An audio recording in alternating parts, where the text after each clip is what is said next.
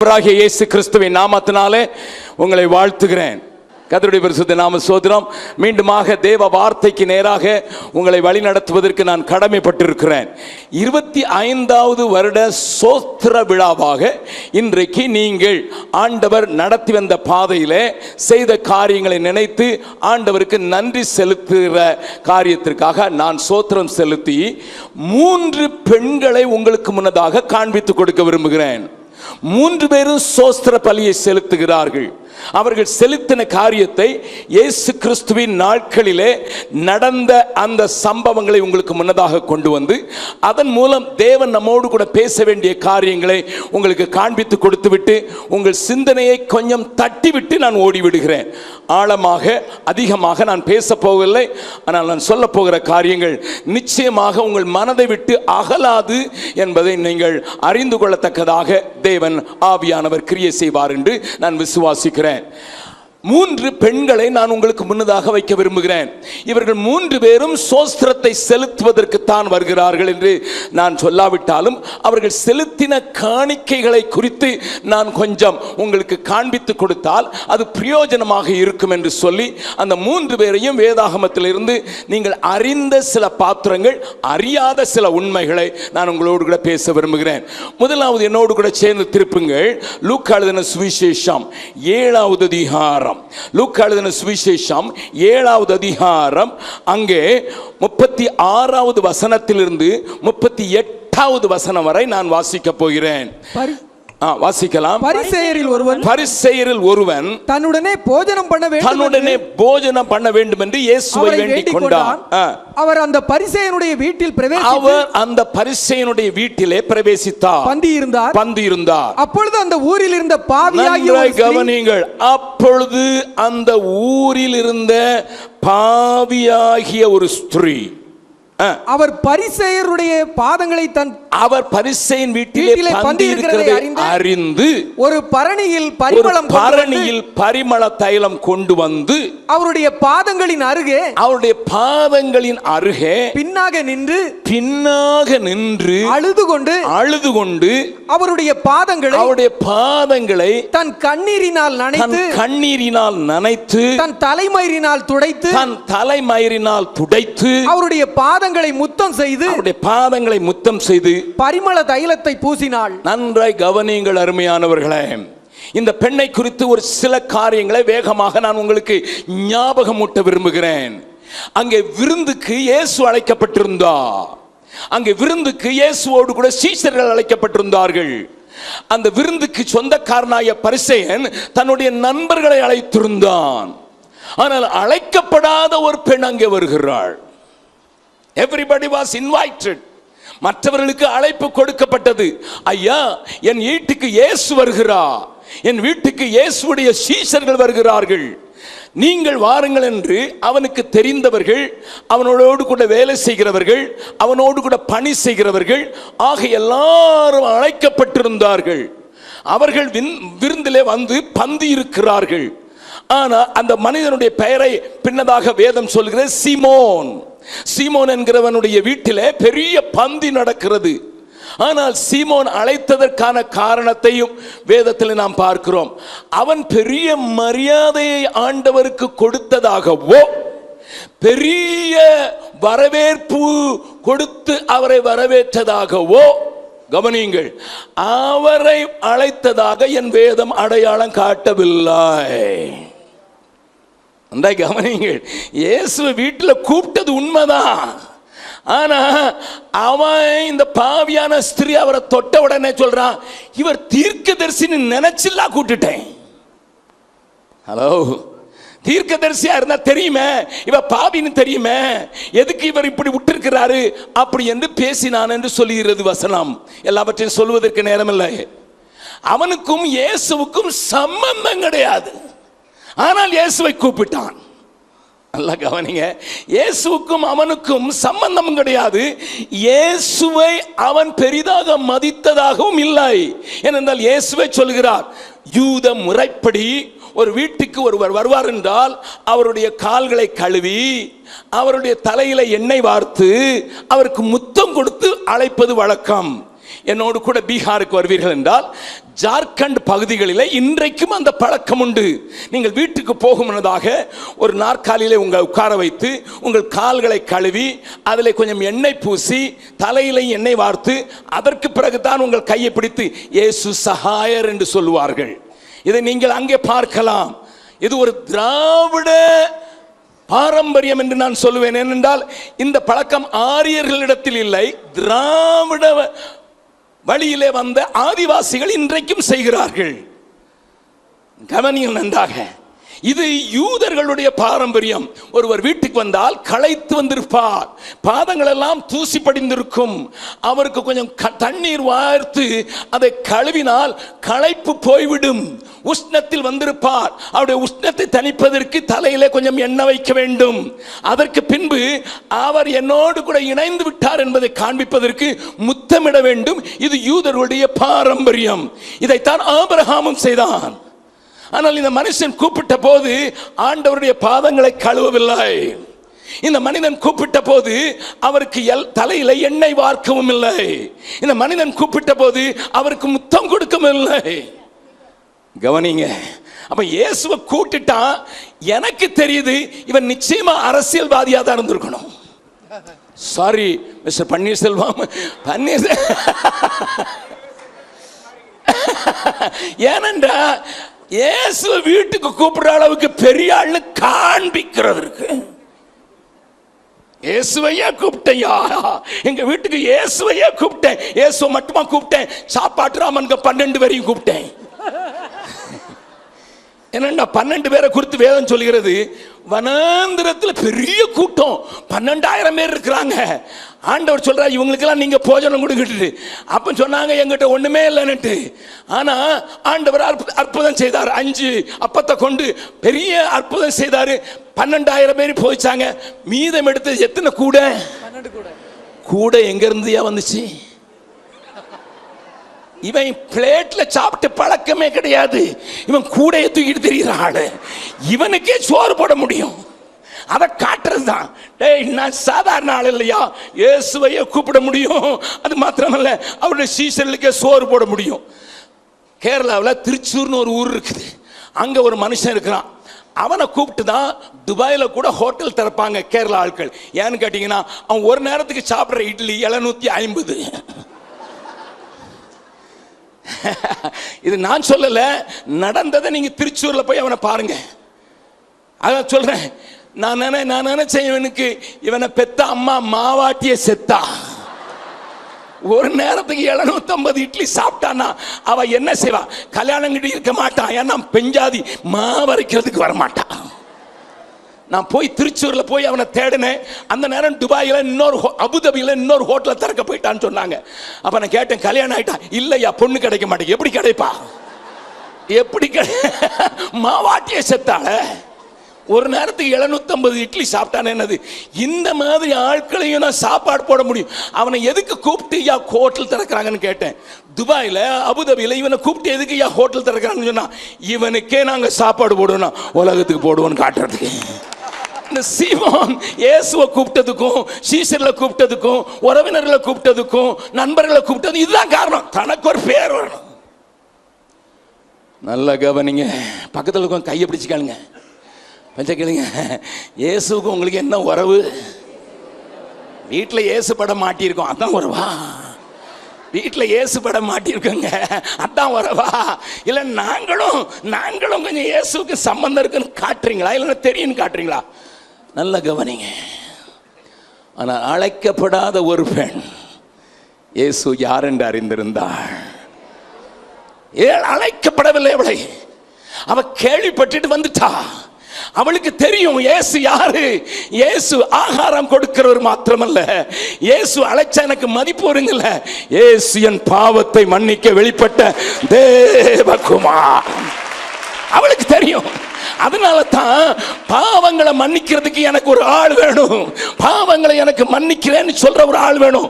என்ன அவளை குறித்து என்ன சொல்லியிருக்கு? பாவியாய ஸ்திரீ. இன்ட்ரோடக்ஷனே சரியில்லை. என்னையா அட்ரஸ்? பாவியாகிய ஸ்திரீ. ஊர்ல ஒருத்தரை பாவியாகிய ஸ்திரீ எல்லாரும் தெரிஞ்சாங்கன்னா நிச்சயமா விபச்சாரி தான். ஏன்னா அவ்வளவுதான் தெரியும் எல்லாருக்கும். இவா இன்னைக்கு ஒருத்தனோட போறா, நாளைக்கு ஒருத்தனோட போறா, இன்னொருத்த நாள் ஒரு நாள் ஒருத்தனோட போறா. அப்ப எல்லாம் அதனால இவ பாவியாய ஸ்திரீன்னு எல்லாரும் தெரியக்கூடிய ஒரு வாழ்க்கையை வாழ்ந்தவள் நாரி போன வாழ்க்கை வாழ்ந்து கொண்டிருக்கிறாள். கவனியங்கள் அருமையானவர்களே, நாரி போன வாழ்க்கை, ஆனால் நிம்மதி இல்லை. பணத்தை பார்த்து விட்டாள், ஆனால் நிம்மதி இல்லை. எத்தனை பேருக்கு முத்தம் கொடுத்தாலோ தெரியாது. தூத்துக்குடியில் நான் ஒரு குடும்பத்தை அறிவேன். அவருக்கு நல்ல திருமணம் நடந்தது, பெரிய பணக்கார குடும்பம். 2 குடும்பத்தையும் எனக்கு தெரியும். அந்த 2 குழந்தை பிறந்த பிறகு அந்த மகள் அந்த புருஷனை விட்டுட்டு தன்னுடைய தாய் வீட்டுக்கு வந்தபோது, அவங்க வீட்டுக்கு நான் போயிருந்த போது, அம்மா இப்படி செஞ்சிட்டியே அப்படின்னு கேட்டபோது அவ சொன்னா, அங்கிள் ஆள ஆரம்பிச்சுட்டான். எங்க வீட்டுக்காரர் ஒவ்வொரு நாளும் ஒருத்திய கூட்டாரு, சினிமா நடிகை கூப்பிடுறாரு.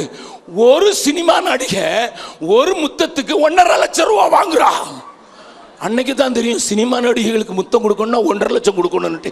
அன்னைக்கு தான் எனக்கு தெரியும். நல்லா கவனிங்க. இவ கையில இருந்த காணிக்க பரிமாண தைலம் எங்க இருந்து வந்துச்சு? ஏன் பை ஹர் ஸ்ட்ரென்த். தன்னுடைய பலத்தை ஊற்றி அழக காட்டி பல்ல காட்டி சம்பாதிச்ச பணம். நல்லா கவனிங்க. எப்படி அந்த பணம் வந்துச்சு? நான் ஒரு முத்தம் கொடுத்தாலே அவ்வளவு காசு வரும். அது மாத்திரம் இல்ல, எதுக்கு தெரியுமா? நம்ம ஊர்ல பியூட்டி பார்லர் நிறைய வந்துட்டு. எங்க பீகாருக்கு வாங்க, உடுத்த துணி இருக்காது, ஆனா அந்த ஊர்ல டீ கடையை தேடினீங்கன்னா இருக்காது. என் கூட வாங்க, வட பீகாருக்கு வாங்க, மைத்திலி பேசுற மொழியில நீங்க போய் 10 ஊர் போனாலும் ஒரு டீ கடை இருக்காது, ஆனா 7 பியூட்டி பார்லர் இருக்கும். எனக்கு அது விளங்குறதே இல்லை. டீ கடை இல்லை, சோத்துக்கு இல்லை, ஆனா பியூட்டி பார்லர் என்னன்னா அதுல போன உடனே நம்ம முடி இப்படி இருக்கிறத இப்படி சுருட்டி இங்க தொங்க போட்டு அப்படி பார்த்தாலே வா வான்னு கூப்பிடுற மாதிரி. அப்போ ஒரு பெண்ணுக்கு முடிதான் ரொம்ப முக்கியம் இல்ல? அதுவும் விபச்சாரிகளுக்கு முடி ரொம்ப முக்கியம். நாங்க ஒரு பிள்ளையை எடுத்து வளர்த்தோம். அந்த பிள்ளை 2வது நாள் குப்பை தொட்டியில் தூக்கி போட்டிருந்தாங்க. ரொம்ப அழகான பிள்ளை. இங்கே கொஞ்சம் பேருக்கு தெரியலாம் அவளை பற்றி. குப்பை தொட்டியில் போட்ட பிள்ளையை நாங்கள் வளர்த்தோம். ஏன்னா எனக்கு இப்போ இருக்கிறதுலையும் 3 பிள்ளைங்க, நான் எடுத்து வளர்க்குற பிள்ளைங்க 3 பிள்ளைங்க, என்னுடைய சொந்த பிள்ளைங்க. 4 பேர் வச்சுருந்தோம், ஒருத்தர் ஆண்டோட்ட போயிட்டாங்க. இந்த பிள்ளைய எனக்கு பார்க்கணுன்னு ஆசையாக இருந்தது. 9வது மாதத்தில் 9வது மாதத்தில் அப்போ அவங்க பெரியம்மாவோட சவுத் இந்தியா வந்திருந்தா. எனக்கு கூட்டம் இருந்தது. நான் 1.5 மாதமாக வீட்டை விட்டு வெளியே பிரசங்கம் பண்ணிக்கிட்டு இருந்ததுனால நான் அவங்களுக்கு சொன்னேன், அண்ணி எனக்கு பிள்ளையை கொண்டு காட்டிருங்க. நான் நாகர்கோவில் பக்கத்தில் மார்த்தாண்டன்னு ஒரு ஊரில் பேசும்போது அவங்க பஸ்ஸு பின்னால் வந்ததுனால அங்கே பின்னால் தான் அவங்க கொண்டு வந்தாங்க. நான் பிரசங்க பீடத்தில் ஏறிட்டேன். 9 மாத பொம்பளை பிள்ளை. அப்போ அவளுக்கு அழகா முடி இருக்கும், ரொம்ப அழகா முடி இருக்கும். ஆனால் இங்கே வந்த உடனே ரொம்ப சூடாக இருக்குன்னு மே மாதத்தில் அவளுக்கு நல்லா மொட்டை அடிச்சுட்டாங்க. 9 மாதம் தான் இருந்தது. அவள் அங்கே இருந்துட்டு முடி எடுத்துட்டானுங்க. பொம்பளை பிள்ளைங்களுக்கு முடி மேலே எவ்வளோ ஆசைன்னு அன்னைக்கு தான் பார்த்தேன். 9 மாதம் தான் இருந்தது. தலையை காட்டுறா, அப்பான்னு சொல்ல தெரியாது. பாரு எடுத்துட்டாங்க பாவிங்க. அன்னைக்கு தான் தெரியும் முடிக்கு அவ்வளோ மதிப்புன்னுட்டு. அப்போ முடிய முத்தத்தை தன்னுடைய மாம்சத்தை விற்று உண்டாக்கின பணம் அது இப்பொழுது சென்ட்டாக வெளிவந்திருக்கிறது. ஆனால் இயேசுவிடத்தில் நான் போகிறேன், இயேசுவிடத்தை பார்க்க போகிறேன். என்னை யாருமே கூப்பிடலை, ஆனால் பாவிகளை நேசிக்கிற ஒருவர் உண்டு. பாவியான என்னையும் தம் பிள்ளையாய் மாற்றினீ. பாவியான என்னையும் உம் பிள்ளையாய் மாற்றினீ. நீ நல்லவள், சர்வ வல்லவள், உம்மை போல் வேறு தெய்வம் இல்லை. நீ நல்லவள், சர்வ வல்லவள், உம்மை போல் வேறு தெய்வம் இல்லை. கரங்களை உயர்த்தி ஹல்லேலூயா, ஹல்லேலூயா, ஹல்லேலூயா, ஹல்லேலூயா, ஹல்லேலூயா,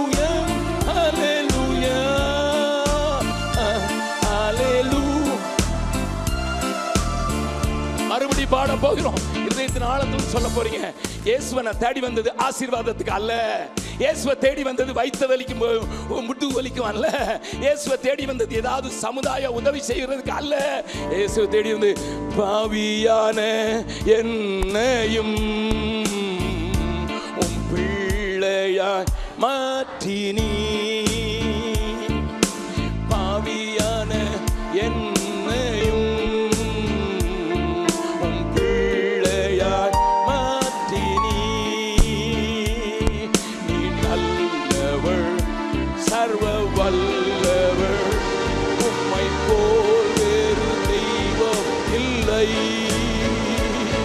நீ நல்லவள், சர்வ வல்லவள், உம்மை போல் வேறு தெய்வம் இல்லை. ஹல்லேலூயா, ஹல்லேலூயா, ஹல்லேலூயா, ஹல்லேலூயா, ஹல்லேலூயா, ஹல்லேலூயா. நல்லா கவனிக்க. என் மாமிசம் சம்பாதிச்சிச்சு, என் கள்ள முத்தம் சம்பாதிச்சது, என் கள்ள உறவு சம்பாதிச்சது, என்னுடைய கள்ள அலங்காரம் சம்பாதிச்சிட்டு இயேசுட்ட வந்துட்டேன்.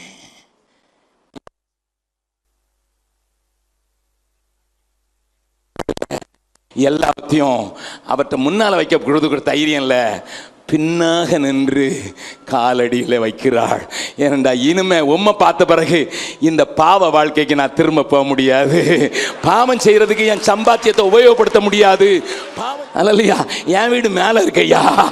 அல்லேலூயா, என் வீடு மேல இருக்குது. கைவேலை அல்லாத பொன் வீடு. என் ஆண்டவர் சொன்னார், கைவேலை அல்லாத பொன் வீட்டை எனக்கு தருவேன்னு சொல்லி இருக்கிறார். நீங்க கேட்பீங்க, உங்க வீடு எங்க இருக்குது? மேல. எப்படி இருக்குது? கல்லே பொன்னாலதான். நான் இங்கே காங்கிரீட் தான் கொடுக்குறேன், அவர் பொன்னால கேட்டார். ஏன்னா கை வேலை அல்லாத வீடை நான் படுறேன். இப்போ நீங்க சொல்லுங்க, இவர் பரதேசியா? சொல்லுங்க. நிறைய பேர் ஐஸ்வர்யமாக்கி வீட்டில் குடிய வச்சுட்டு நான் என் வீட்டுக்கு போயிடுவேன். அல்லேலூயா. நல்லா கவனிங்க அருமையானவர்களே. இயேசுவிட்ட வந்து பக்கத்தில் உங்க நீங்க இழந்தது என்ன சொல்லுங்க பாருங்க.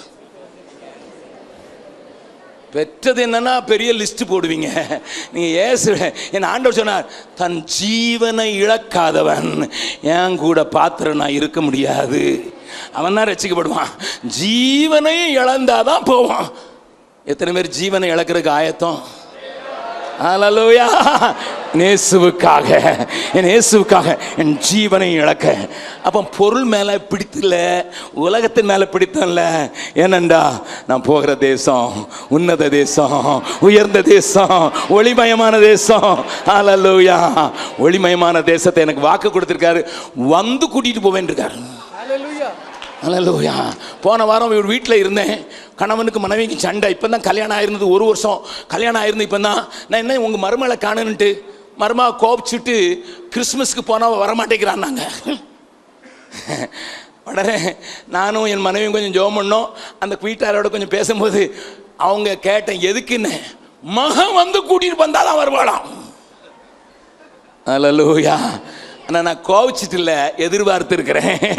அவர் வந்து கூட்டிட்டு போறாரு. அவர் வந்து என்னைய கூட்டிட்டு போய் நான் கட்டாத, கைகளால் கட்டாத உன்னத வீட்டில் என்ன வைக்க போறாரு.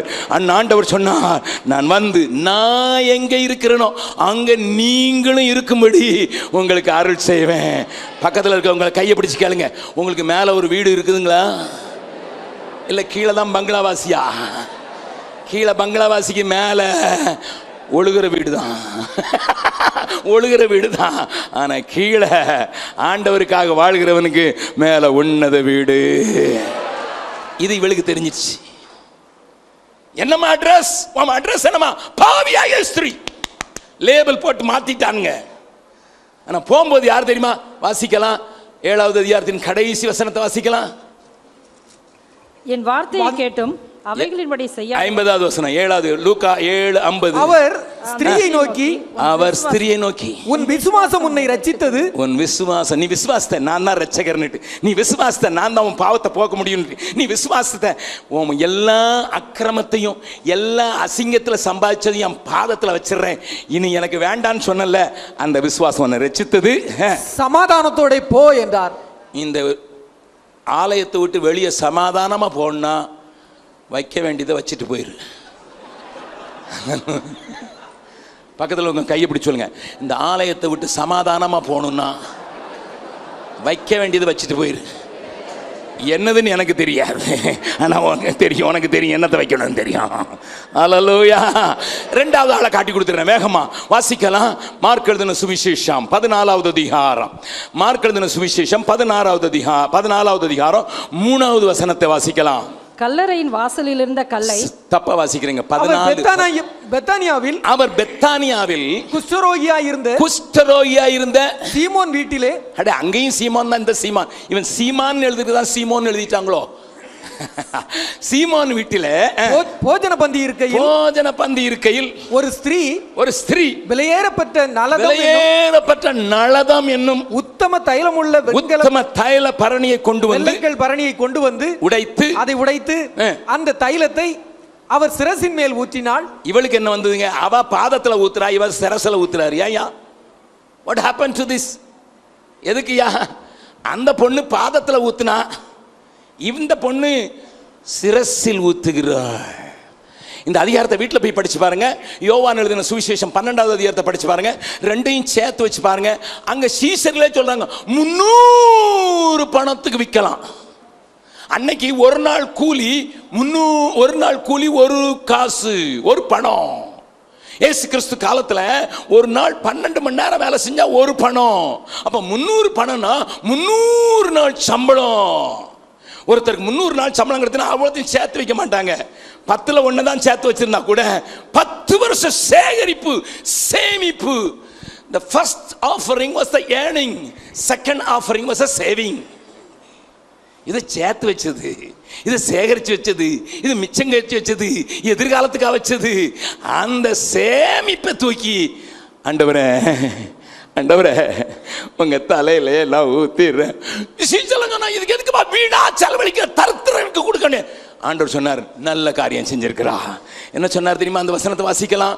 14வது அதிகாரம் 8வது வசனம். இவள் தன்னால் இயன்றதை செய்தால் போதும். சேவிங்ஸ் ஆண்டவருக்கு கொடுக்கிறவங்க தன்னால இயன்றதை கொடுக்குறாங்க. ஹலோ, சேர்த்து வச்சு கொடுக்கிறது பெருசா தியாகம் பண்ணி கொடுக்கல, சேகரித்து வைத்து தன்னுடைய வசதிக்காக தன்னுடைய லாபத்துக்காக வைத்திருக்கிறது. எதுக்கு தெரியுமா? எதிர்காலத்துக்கு உதவுமே. ஆனா இந்த பெண் இது என்ன ஏழும்? நான் சேகரித்து வைத்தது என் ஆண்டவருக்கு சொந்தமாகணும். எதனால தான் தலையில ஊற்றி, ஆண்டவரே நானும் நீரும் ஒண்ணுதான், உம்மோடு கூட பாடுபடுகிறதுக்கு நான் ரெடி. என்னுடைய சேமிப்பு நான் எதிர்காலத்துக்குன்னு வச்சிருந்ததை உமக்கே காணிக்கையாக்குகிறேன் என்று சொன்னாள். அவள் என்னுடைய மரணத்திற்கு வைத்திருந்தாள், ஆனால் முந்திக் கொண்டாள். காலத்தை அறிந்தவள். அவள் இயேசுவை அறிந்தாள், இவள் காலத்தை அறிந்தாள். This is the time. இந்த நேரத்தில் நான் செய்யணும், பிந்தி செய்யக்கூடாது, இன்னைக்கே செய்யணும், இப்போதே செய்யணுங்கிற அவசரம். பேசுவதற்கு எனக்கு நேரம் இல்லை, ஆனால் சொல்ல வேண்டிய சொல்றேன். என்னை கேட்கிற அருமையானவர்களே, பாவத்திலிருந்து விடுதலை பெறுவதற்கு பழைய வாழ்க்கையில எல்லாவற்றையும் விட்டு பாதத்திலே வைக்கிறாள்.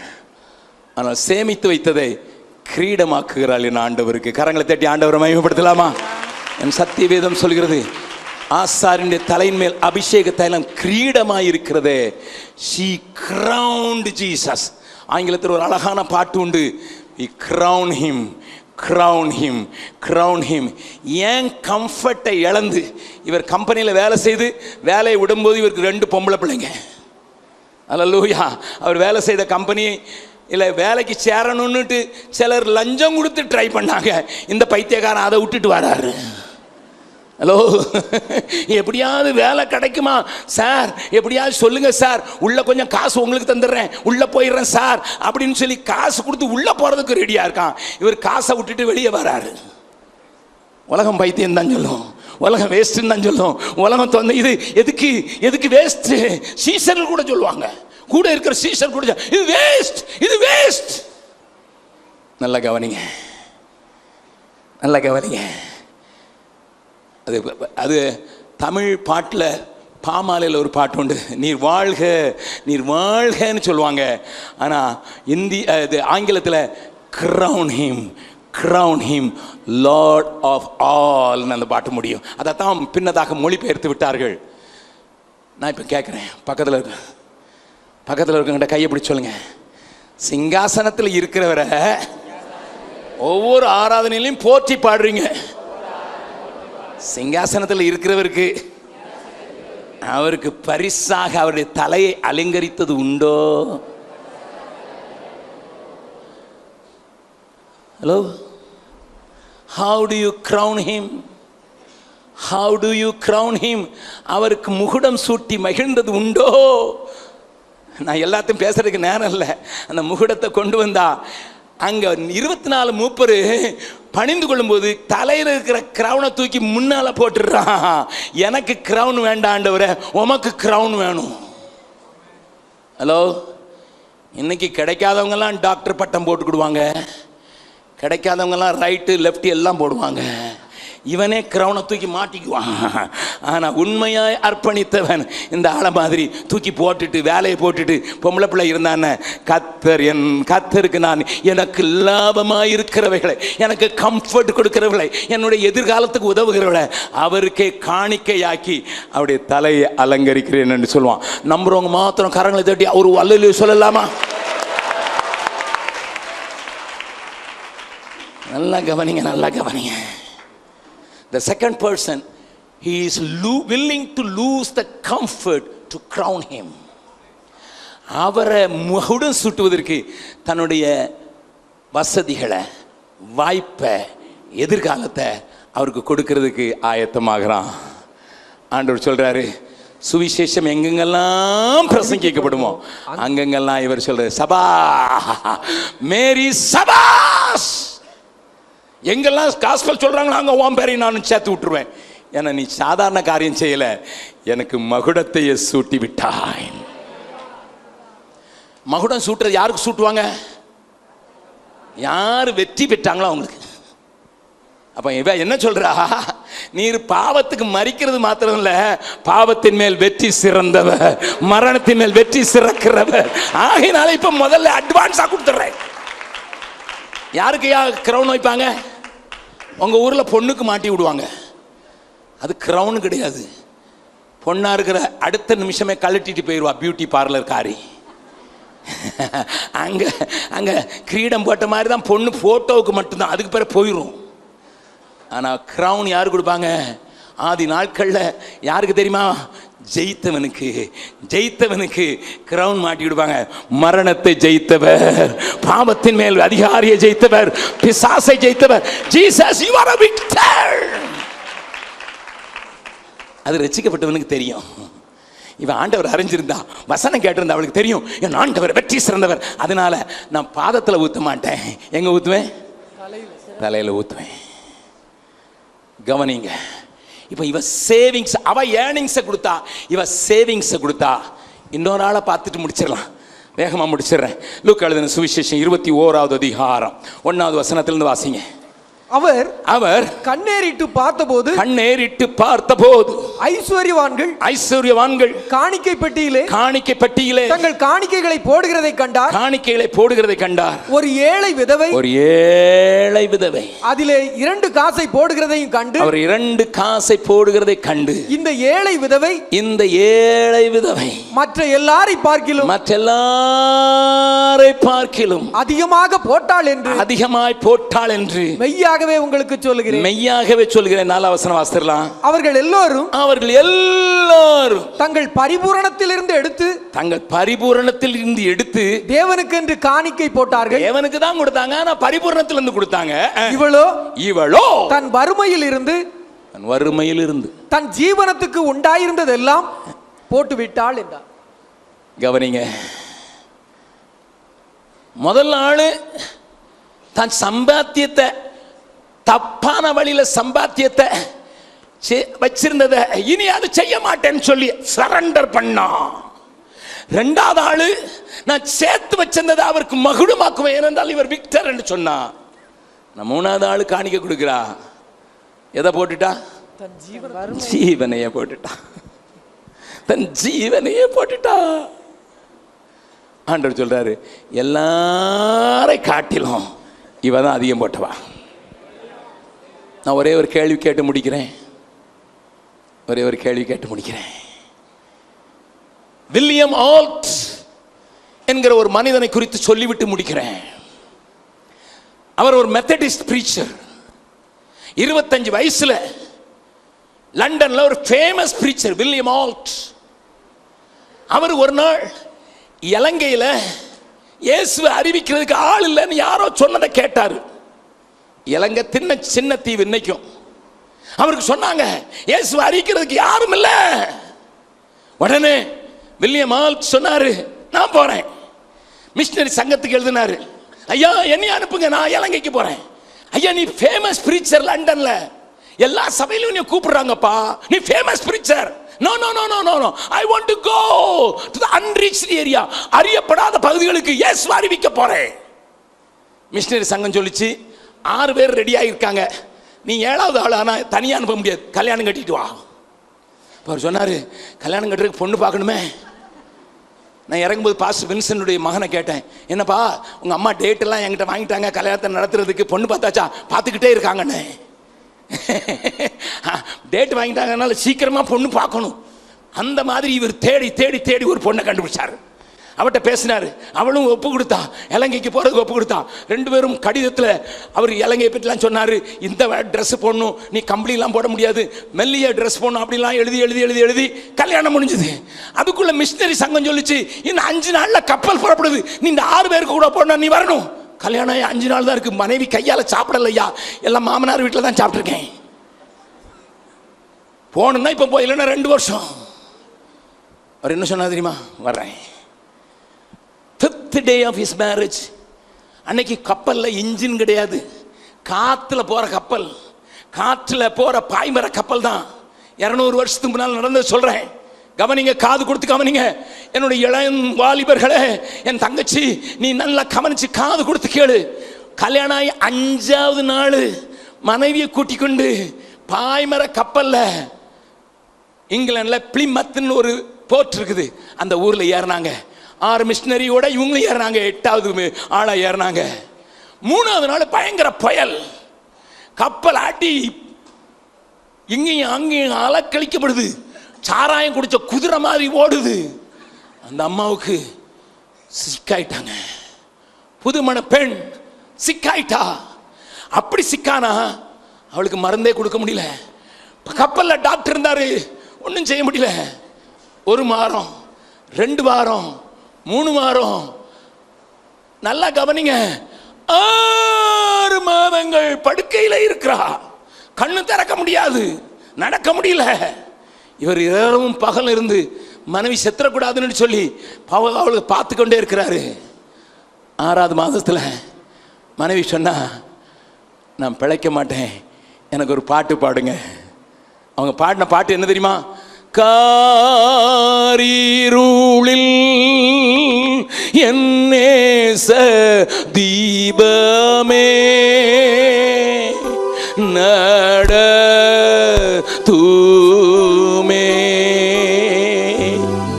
வேரோளி இல்லை வீடும் தூரமே நட தூமே. இந்த பாடல் முழுசும் நான் பாடுறதுக்கு நேரம் இல்லை. இந்த பாடலை அவர் ஆர்கன்ல உட்கார்ந்து பாட, அந்த அம்மா படுக்கையிலே பாடிச்சு கூட. பாட்டு முடியும் போது அம்மா உயிர் போயிடுச்சு. நடுக்கடல்ல இருக்குது கப்பல். கப்பல் அதிகாரிகள் சொல்றாங்க, வில்லியம் நம்ம இப்ப கரையை நோக்கி போக முடியாது. காத்து அந்த டைரக்ஷன்ல இல்ல. அப்படியே நீ உன் மனைவியை புதைக்கணும்னா நாங்க எப்படியாவது முயற்சி செய்து போனோம். ஆனா பிரயாணம் பிந்திரும். வில்லியம் ஆல்ட் மனைவியை ஒரு நாள் கூட அனுபவிக்கல. மனைவி கையால சாப்பிடல.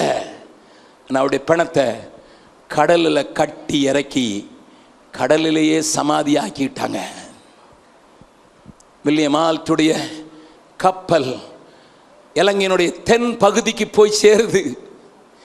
எல்லாரும் துணையோடு இறங்குறாங்க. துணையோடு வந்த வில்லியம் ஆல்ட் தனியாக இறங்குறார். 2 மாசம் அவங்களுக்கு தமிழ் சொல்லி கொடுத்தாங்க. 2 மாசம்.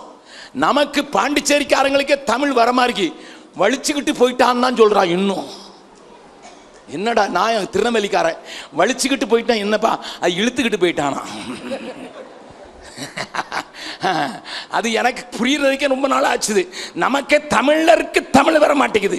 ஆனா இங்கிலாந்து தேசத்தை கொண்டு ஒரு ராஜ மகன் 2 மாசத்தை தமிழ்ல படிச்சு 2 மாசத்துல தமிழ்ல பிரசங்கம் பண்ண படிச்சிட்டாரு. கரங்களை தட்டி ஆண்டவர் மகிமைப்படுத்தலாமா? சுருக்கமா சொல்றேன். 2 மாசம் ட்ரைனிங் பிறகு அந்த 8 பேரை 2 பேரை அனுப்பணும்னு தீர்மானிச்சிருந்தாங்க. ஒருத்தரை மேலே மேற்கு திரைக்கு, ஒருத்தரை கிழக்கு, ஒருத்தர் வடக்க, ஒருத்தர் தெற்க. ஆனால் இப்போ போகிறதுக்கு மனைவி இல்லை. ஆனால் வில்லியம் ஆல்ட்டை தனியாக அனுப்புனாங்க. பட்டிக்கொலோ என்று சொல்லப்படுகிற மட்டக்கிளப்புக்கு அனுப்பும்போது தனியாக போனார். ஒரே கொசு, ஒரே நாத்தம். அவங்களுக்கு வேற ஆகாரம் கிடையாது. மீனை கடல்ல பிடிப்பாங்க, சுடுவாங்க, சாப்பிடுவாங்க. பனைமரம், அந்த பனை இலையில அவங்க காய போட்டு அதை கொளுத்துவாங்க. குடிசையில இருந்து ஊரா நடந்து 8 மாசத்துல 8 ஊர்ல 8 பள்ளிக்கூடங்களை முதல்ல உண்டாக்குனாரு. ஏன்னா இவங்களுக்கு படிச்சு சொல்லி கொடுக்கணும். அப்பதான் இவன் வசனத்தை படிப்பான். 8 பள்ளிக்கூடங்களை உண்டாக்குனாரு. இறுதியாக மட்டக்களப்புங்கிற ஊர்ல இவங்களுக்கு ஆங்கிலம் படிக்கணும்னு சொல்லி ஒரு காலேஜை உண்டாக்குனாரு. உண்டாக்குன உடனே செத்தும் போயிட்டார். He served only 8 months. Listen sir, my dear young people, my dear brothers, 8 மாசத்துல 8 பள்ளிக்கூடங்கள், ஒரு கல்லூரியை உண்டாக்குன அந்த மனுஷனுடைய கல்லறையை போய் இன்னைக்கு பார்த்தீங்கன்னா ஒன்று நடக்கும். நான் போன ஜூலைல மறுபடியும் இந்த பெட்டிக்குளோவுக்கு போயிருந்தேன். அநேக நேரம் போயிருக்கேன். இந்த தடவை அந்த பட்டிக்குல பெரிய மெயின் ரோட்ல இந்த பக்கம் ஒரு ஓங்கி இருக்கிற ஒரு பெரிய ஆலயம் மெத்தடிஸ்ட் சர்ச், இந்த பக்கம் ஒரு பெரிய மெத்தடிஸ்ட் காலேஜ். நடுவில் நின்று பார்த்தேன். அப்போ அவங்க சொன்னாங்க, பிரதர் இதை பார்த்து மலைச்சு நிற்காதீங்க, வாங்க நான் உங்களுக்கு காட்டுறோம். எங்கே கூட்டிட்டு வாங்க தெரியுமா? அவர் கல்லறைய கிறிஸ்தவ சபை வித்துட்டு, டுடேஸ் சர்ச், இன்றைய சபையுடைய கல்லறையை வித்து பழத்தை காச பையில போட்டுட்டு தின்னுட்டு போயிட்டான்.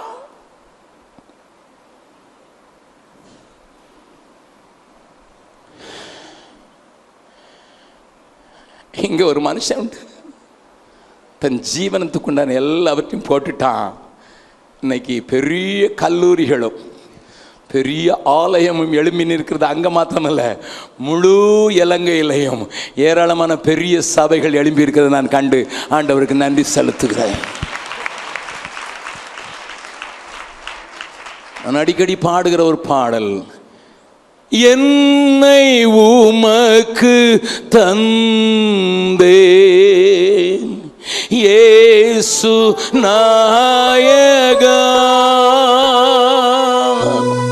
இனி நான் அல்ல நீரே இயேசு நாயகா,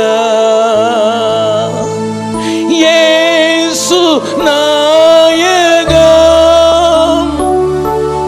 இயேசு நாயகா, இனி நான் அல்ல நீரே இயேசு நாயகா. 3 பேரை காட்டி கொடுத்தேன். 25 வருஷம் சோஸ்திர ஆராதனையாக சோஸ்திர பலி செலுத்த வந்திருக்கிற ஒரு கூட்டத்தோடு பேசி கொண்டிருக்கிறேன். இதுல 3 விதமான கூட்டத்தார் இருக்கலாம். ஐயா, இன்னும் பழைய வாழ்க்கை இன்னும் வச்சுக்கிட்டே தான் இருக்கு. பழைய குணங்கள் என்ன பிடிச்சு என்னை ஆட்டி கொண்டிருக்குது. என் பழைய வாழ்க்கைய இயேசுவின் பாதத்துல நான் விட்டுறேன். ரெண்டாவது கூட்டம், கொஞ்சம் சேர்த்து வச்சிருக்கேன், பின்னால உனக்கு சேர்த்து வச்சிருக்கேன். நான் ஆண்டவர் பேசிட்டாரு. அதனால அதை காட்டிலும் மேன்மையா அவருடைய சுவிசேஷம் எங்கெல்லாம் சொல்லப்படுதோ அங்கெல்லாம் என் பேரும் சொல்றேன்னு சொல்லியிருக்கிறாரு. என் வசதி, என் எதிர்காலத்துக்கு உரியவைகளை நான் அவருக்கு மகுடமாக்கி கிரீடமாக்குறதுக்கு விரும்புகிறேன். மூணாவது ஒரு கூட்டம், no no no no no no I go further. என் ஜீவனையும் விட்டு விடுகிறேன். நான் ஒரு பாடல் எழுதினேன், என் ஜீவனானாலும் சாவானாலும் பின்பற்றுவேன். அந்த பாட்டு எழுதுறதுக்கு காரணமாக இருந்த பிலமோன்கிற ஊழியக்காரன், அவருடைய மரணம், அவருடைய 2 பிள்ளையுடைய மரணம் ஒரே வாரத்தில் சம்பவிச்சத அந்த சகோதரி ஒரே வாரத்தில் கணவனையும் 2 மூத்த பிள்ளை 1, 4வது பிள்ளைய மிச்சம் இருந்து 2 பிள்ளைங்க. அதில் ஒரு பிள்ளை தான் உங்கள் பாண்டிச்சேரியில் இப்போ இன்ஜினியரிங் படிக்கிறதுக்கு வந்திருக்கிறான். அவன் பேர் நிர்பாய். அந்த சகோதரி என்கிட்ட வந்து சொன்னா, என் கணவன் சாகும்போது சொன்னா, மார்ச் மாதம் சொல்லிட்டான், நவம்பர் மாதம் 21ஆம் தேதி நான் ஆண்டவர்கிட்ட போயிடுவேன், உத்தமமாயிரு, உனக்கு கணவன் இருக்க மாட்டாரு, ஆண்டவரை பெண் சொல். அந்த மனுஷன் கரெக்டாக 21ஆம் தேதி நவம்பர் மாதம் செத்து போயிட்டார். தீர்க்கதரிசினா அப்படிதான் தீர்க்கதரிசி. அந்த மாதிரி ஆட்கள் தான் பீகாரில் நாங்கள் உருவாக்கியிருக்கிறோம். அந்த மனுஷனுடைய மனைவி 2 பிள்ளைகளை கொண்டு வந்து என்னடா ஜனவரி மாதம் பார்த்துட்டு, நானும் என் பிள்ளைகளும் உயிர் இருக்கிறது வரைக்கும் ஆண்டவருக்காக உத்தமமாக ஓடுவோன்னு சொன்ன வார்த்தை தான் என்னை இந்த பாடலை எழுத வச்சது. ஜீவனானாலும் சாவானாலும் பின் செல்லுவேன், நன்மை ஒன்றும் இல்லாதிருந்தும் பின்னையும் நேசித்தீர், என் ஜீவனானாலும் சாவானாலும் பின் செல்வன் சொல்லி எழுத வச்சது. அவருடைய பையன் உங்கள் ஊரில் வந்து இப்போ இன்ஜினியரிங் படிச்சிருக்கிறதுக்கு கர்த்தர் வழி செய்திருக்கிறார். என்னை கேட்கிறவர்களே, இன்றைக்கி சிலரை பார்த்து ஆண்டவர் கேட்குறார், ஜீவனை எனக்காக, என் ராஜ்யத்தை பரப்புறதுக்காக, அந்த ஏழை விதவை ஜீவனுக்கு உண்டானதெல்லாம் போட்டு உன் ஜீவனை போடுறதுக்கு நீ ஆயத்தமா? What kind of offering you are going to offer today? எந்த விதமான காணிக்கை செலுத்தி ஆண்டவரை துதிக்க போகிறீங்க? எல்லாரும் கண்ணை மூடுங்க, யாரும் எந்திரிக்கக்கூடாது, யாரும் இங்கங்கே பார்க்கக்கூடாது. 2 நிமிஷம்தான். ஆண்டவர் உன்னோடு கூட பேசி இருக்கிறான். நேசுவை ரட்சகராக பார்க்கல, ஏதோ உதவி செய்கிறவராக தான் பார்த்தேன். ஆனால் என்னை பாவியாக இருக்க, என்னை பிள்ளை ஆக்குறதுக்கு அவர் ரெடியாக இருக்கிறாரு. இன்னைக்கு புரிஞ்சுக்கிட்டேன், நான் அநியாயமாக சேர்த்தது, அநியாயமாக சம்பாதிச்சது, என் உடல், என் அழகு எல்லாம் மாய குப்பை, காலடியில் வைக்கிறேன் அப்படி என்கிற ஒரு கூட்டமும் இல்லை. பிரதர், நான் ஆண்டவரை அறிஞ்சிச்சேன், ஆனால் சேர்த்து வச்சிருக்கேன் வருங்காலத்துக்காக, எதிர்காலத்துக்காக. ஆனால் இப்போ தெரிஞ்சிச்சு, என் ஆண்டவருக்கு மகுடமாக நான் கொடுக்கறதுக்கு விரும்புகிறேன். இல்லை, 3வதாக என் ஜீவனையும் நான் கொடுக்க விரும்புகிறேன்னு சொல்கிறவங்க மாத்திரம் 3 கூட்டத்தில் ஏதாவது ஒரு கூட்டத்தில் இருந்தாலும் உங்கள் வலது கையை தூக்கி நான் உங்களுக்காக நான் ஜெபிக்க விரும்புகிறேன். வலது கையை தூக்கி, ஆண்டவரே எங்களுக்கு புரிஞ்சிட்டு 25வது வருஷம் சோஸ்திர ஆராதனையில் நாங்கள் செய்ய வேண்டிய காரியம் எங்களுக்கு புரிஞ்சிட்டு, ஆண்டவரே புரிஞ்சிட்டு புரிஞ்சிட்டு புரிஞ்சிட்டு ஆண்டவரே புரிஞ்சிட்டு, இனி மாயையை நாங்கள் வாழ மாட்டோம், மாயை பிடிச்சு கொண்டு வாழ மாட்டோம், இங்கேருந்து போகும்போது பெரிய சமாதானத்தோடு கூட போகிறோம் என்று சொல்கிறார்கள். நல்ல கரத்தை தூக்கி காட்டுங்க, ஆண்டவர் பார்க்கட்டும். மனுஷனுக்காக அல்ல, பக்கத்தில் இருக்கவங்களுக்காக அல்ல, கையை தூக்கினவங்க மாத்திரம் எழும்பி நில்லுங்க. ஆண்டவர் உங்களுடைய 3 அழைப்பில் எந்த அழைப்பை நீங்கள் கேட்டீங்கன்னு தெரியல. எனக்கு டைம் முடியுது, நான் உங்களை ரொம்ப நேரம் உட்கார வச்சுட்டேன், இதுக்கு மேலே என்னால் பேசுகிறதுக்கு உங்களை உட்கார வச்சு வருத்துறதுக்கு இஷ்டம் இல்லை. தேவன் உங்களோடு கூட பேசி இருக்கிறார், தேவன் உங்களோடு கூட பேசி இருக்கிறார். இது ஒரு சாதாரண அழைப்பு அல்ல, இது ஒரு பெரிய அழைப்பு, இது பரம அழைப்பு. அந்த பரம அழைப்புக்கு பாத்திரவான்களாக தேவன் நம்மை பார்க்க வைத்திருக்கிறார்.